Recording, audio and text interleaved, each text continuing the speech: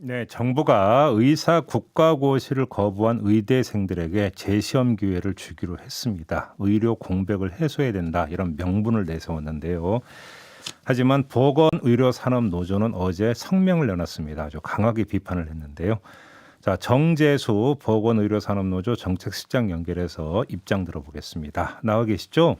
네, 안녕하세요. 네, 안녕하세요. 어제 그 발표한 성명서 제목을 네, 봤더니 편법 꼼수 의대생 국시 재호용 특혜 불가 이렇게 돼 있던데요.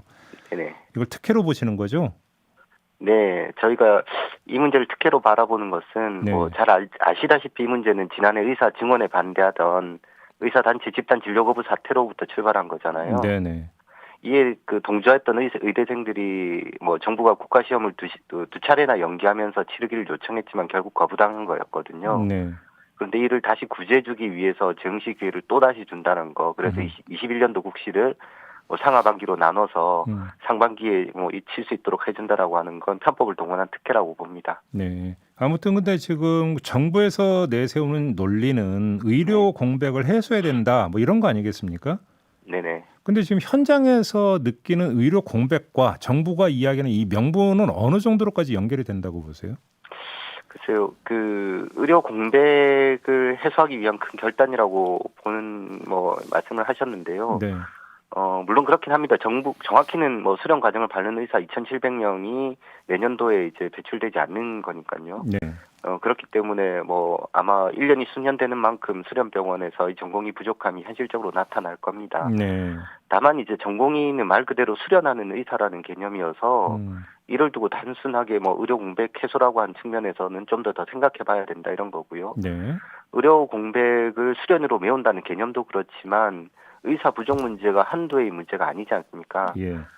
그렇기 때문에 사실은 증원 정책을 검토했던 것인데요. 음. 그것도 이제 그냥 느리자는 게 아니라 필요한 곳에 잘 배치될 수 있도록 하자라고 했던 건데 네. 이런 것들이 다 무산된 조건에서 단순하게 그 수련하는 의사들이 부족한 문제만으로 의료 공백을 해소하기 위한 조치다라고 설명하는 건 음.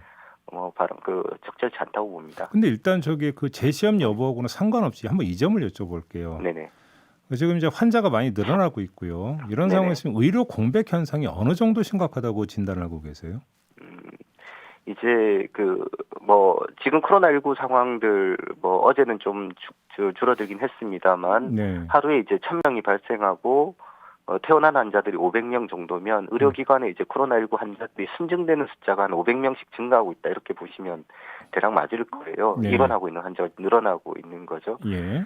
이제 이 문제를 해소하기 위해서 병상 동원 문제라든가 이런 문제들이 병상 확보 문제가 이제 충분히 쟁점이 됐었는데요. 음흠. 그럼 그것과 좀 무관하게 사실은 인력 확충 문제 같이 따라붙어야 되는 거거든요. 음. 병상은 결국 병상만 확보한다고 해서 문제가 해결되는 게 아니니까. 네. 그래서 보건의료 인력을 확보하는 것이 대단히 중요한 문제인데 음. 실제 이제 현장에서 느끼는 인력의 부족 문제는 뭐 의사 매니지를 할 수 있는 환자 매니지를 할 수 있는 의사의 부족 문제도 있지만 네. 실제 환자를 직접적으로 대면하면서 케어하거나 간호 개호를 해주는 예. 간호사들이나 그때 보조인력이 훨씬 더 부족한 상황이거든요. 네네네. 네네. 바로 그 점 이제, 때문에 여쭤봤던 네네. 건데요. 자, 네네. 그러면 현장 의료 공백을 메워야 되기 때문에 재시험 기회를 준다면 의료 네네. 인력이라고 하는 게 꼭 의사만을 뜻하는 건 아니지 않습니까? 그렇죠. 그러면 거기에 비례해서 간호사 인력이 지금 그러니까 추가로 지금 그 보충이 되느냐라는 문제를 점검을 해야 되는데 그게 지금 네네. 원활히 이루어지고 있다고 평가를 하세요? 아니요, 그렇지 않습니다. 그래서 저희가 뭐 이번에 의사 국시 문제와 관련된 성명은 이번에 냈지만 그 이전에 23일 정도에는 지난해 23일에는 사실은 그 간호 인력 문제들을 좀 적극적으로 좀 해결해 줄 것에 대한 요청을 좀 담아서 네. 입장을 발표하기도 했었는데요. 네. 11개월간 전담병원에서 코로나19 환자들을 직접적으로 케어해오고 했던 이제 간호사들이 음. 거의 뭐 간호사들뿐만 아니라 사실은 여러 이제 다른 보건의료 인력들이 음. 소진의 위기에 좀 처해 있다. 어. 그래서 이 문제를 좀 적극적으로 해결하지 않으면 안 된다라고 하는 문제였고 그것이 예. 단순하게 파견 간호사나 파견 인력을 보내주는 것만으로 해소가 되지 않더라. 음흠. 이들이 이제 숙련도의 문제라든가 병원 음. 사정에 대한 문제라든가 이런 것들이 정확히 잘 안 돼 있기 때문에 네. 그래서 이런 문제들을 해결하기 위해서는 음. 결국은 이제 용병과 같은 파견 인력을 늘릴 것이 아니라 음. 정규군에 해당하는 실제 이제 공공보건의료 인력을 네. 대폭 확대하기 위한 그래서 한시적 정원 확대 조치라든가 예. 이들에 대한 처우 개선이라는 이런 이제 조치들이 취해져야 된다라고 주장을 하고 있는 거죠. 이게 좀 얼마나 현실성이 있는 이야기인지는 모르겠으나 네네. 이제 정부가 재시험 기회를 주네 마네 이럴 때 이제 그 여론 시장에서 나왔던 의견 가운데 하나가 재시험 기회를 주되 조건을 달자. 예를 들어서 재시험을 보는 조건으로 예를 들어서 선별 진료소에서 다 일을 한다든지 네. 코로나 어떤 그 의료 현장에 어떤 모두가 투입되는 것을 조건으로 걸면 어떻겠는가 이런 의견이 나온 바가 있는데 이건 그러니까 현실성 있는 이야기라고 생각하세요? 글쎄요. 그건 현실적인 문제를 떠나서 사실은 직업의 선택이 자율의 문제인 만큼이나 네. 뭐 사실 그 문제에 대한 대응이 이제 문제에서의 이제 개인의 이제 자율성 문제는 또 존중돼야 될 필요가 있을 거니까요. 네. 사실은 대단히 도덕적 문제인 것 같아요. 그래. 그럼 그냥 SNS 그냥 나왔던 의견 네. 가운데 하나로만 그러니까 치부할 수밖에 네, 없다 네. 이런 말씀하시고 성명 내용 다만 이제 공공병원에 우선 투입하거나 이런 것들에 대한 고려들은 해볼 필요가 있는 거죠. 그럼 만약에 이제 그 정부가 그런 방안을 내세운다면 노조 쪽에서 그걸 한번 검토해볼 여지가 있다고 보세요? 아니 예를 들면 이제 공공 의대 증원 문제가 아니라 이게 새롭게 이제 배출되는 인력들이 네. 공공의료 지금 코로나19에 전면으로 대응하고 있는 공공의료에 우선 투입돼 공공의료에 이제 뭐 예를 들면 선배정한다거나 하는 방식의 네. 이런 것들은 지난번에 이제 뭐 지역의사 제도나 공공의과 대학이 설립 취지와도 뭐 동일한 문제니까요. 그런 문제들을 한번 검토해 볼 수 있다라고 보여집니다. 알겠습니다. 어제 발표한 성명 내용 중에 어떤 대목이 네. 있냐면 진정한 해결과 마무리는 국시 재응시라는 면제부가 아니라 의대 정원 확대와 공공의대 설립의 조속한 추진이어야 한다. 이런 대목인데 이거 어떤 네네. 뜻이에요, 이 얘기가? 그래서 국민적 동의가 저희는 이제 이 문제를 이렇게 보는데요. 네. 뭐 사과의 문제, 선행의 문제도 아니고 이 문제의 핵심은 국민적 동의가 가능하냐 그렇지 않느냐의 문제라고 보여지거든요. 네. 그런데 이제 이런 국민적 동의가 어떻게 가능해지겠냐라고 놓고 보면 네. 단순히 이게 이제 절차적인 문제도 있었지만 그 배경이 됐었던 의사 증원 문제와 관련된 문제에 대해서 네. 해법이 나와야 된다 이렇게 보는 거고요. 네. 그래서 그 사태 출발점이었던 뭐 의사 증원 및 공공의대 신설 정책이 양적으로 부족한 뿐만 아니라 배치마저 불균형에 있던 그 지역 간 의료용 양극화 해소와 네.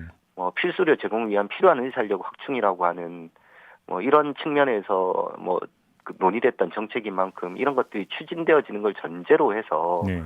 만약에 이제 그걸 하기 위해 필요한 최소한의 의사인력을 양성하는 체계 내에서의 불가피함이 있다라고 하면 네. 예를 들면 이런 것들은 이제 국민적 동의가 가능하지 않겠어요? 네. 근데 이제 그런 정책들이 반영되지 않고 단순하게 그냥 그 의사들의 의대생들의 구제 문제로 국시 문제를 접근한다라고 하면 예를 들면 뭐 수능을 못 본 친구들한테 다시 한번 수능의 기회를 더 준다거나 하는 이런 공정성 시비 문제가 네.